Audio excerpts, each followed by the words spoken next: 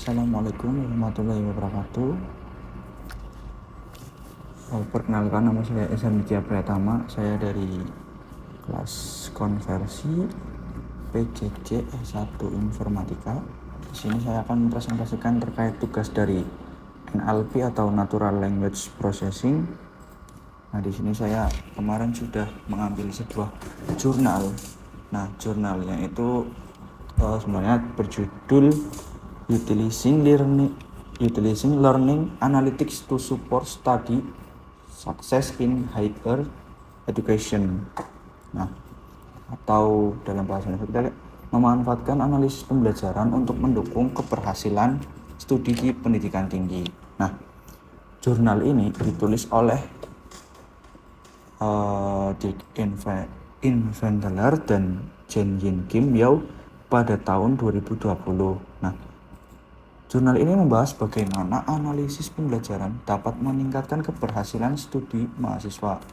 Analisis ini dilakukan dengan menganalisis data mahasiswa dan memberikan umpan balik yang relevan.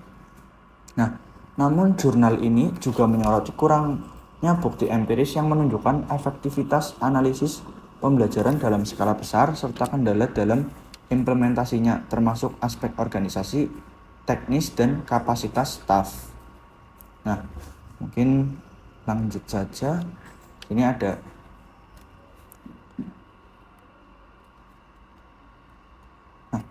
sebelum masuk ke pertanyaan atau ini termasuk rumusan masalah, saya akan menjelaskan tentang terkait latar belakang ya. Lagi latar belakang. Nah, latar belakangnya itu ada peran learning analytics dalam keberhasilan studi. Nah, learning analytics memungkinkan perguruan tinggi untuk mengumpulkan dan menganalisis data mahasiswa guna mengidentifikasi pola belajar serta memberikan umpan balik yang lebih personal. Nah, kemudian kedua tadi ada kurangnya bukti empiris dalam skala besar. Meskipun berbagai penelitian menunjukkan manfaat learning analytics, masih sedikit studi berskala besar yang membuktikan efektivitasnya secara menyeluruh. Nah, terus tantangan dalam implementasi learning analytics. Penerapan learning analytics menghadapi berbagai kendala seperti kurangnya kebijakan institusional yang jelas, keterbatasan infrastruktur teknologi, serta minimnya tenaga pengajar yang memiliki keahlian dalam analisis data. Nah, faktor-faktor ini menghambat pemanfaatan learning analytics secara optimal dalam meningkatkan keberhasilan studi mahasiswa. Nah, next. Selanjutnya kita ada beberapa rumusan masalah.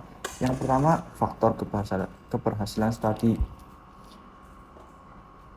Kemudian kontribusi sistem learning analytics, dan ketiga ada intervensi learning analytics. Nah, yang pertama faktor keberhasilan studi, apa yang telah dioperasionalkan dalam penelitian terkait. Kemudian ada faktor dalam sistem learning analytics yang berkontribusi terhadap keberhasilan studi, dan apakah terdapat intervensi learning analytics spesifik untuk mendukung keberhasilan studi. Nah, tujuan penelitian ini adalah kita yang pertama untuk mengidentifikasi bukti empiris tentang efektivitas learning analytics dalam meningkatkan kelangsungan dan penyelesaian studi mahasiswa. Nah, yang kedua, kita menganalisis peran sistem learning analytics dalam mendukung keberhasilan studi. Next, mungkin ada metode penelitian yang digunakan. Jurnal ini mengikuti 8 langkah tinjauan sistematis dari Okoli dan Scrapram 2010, termasuk pencarian literatur di berbagai basis data seperti Google Scholar, ACM Digital Library, Web of Science, dan lainnya. Studi yang dipilih harus relevan dengan konteks pendidikan tinggi. Diterbitkan dalam bahasa Inggris antara tahun 2013 sampai 2018, serta memiliki analisis kuantitatif ataupun kualitatif. Dari 6.220 artikel yang diidentifikasi, hanya 46 publikasi yang memenuhi kriteria untuk dianalisis lebih lanjut.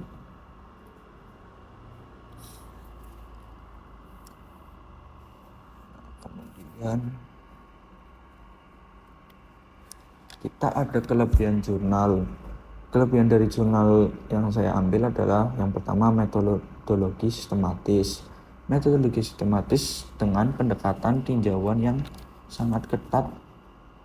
Kemudian kedua, fokus relevan.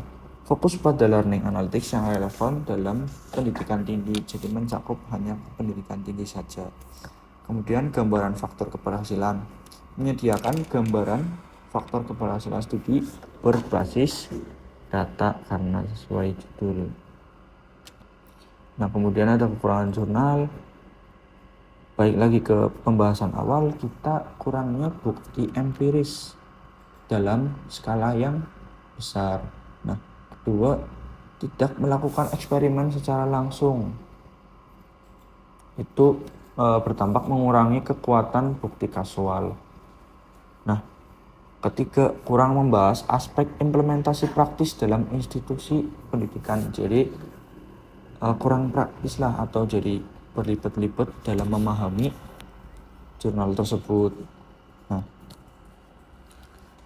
selanjutnya ada kesimpulan utamanya itu learning analytics menjanjikan dalam meningkatkan keberhasilan studi, tetapi masih memerlukan lebih banyak penelitian berskala besar.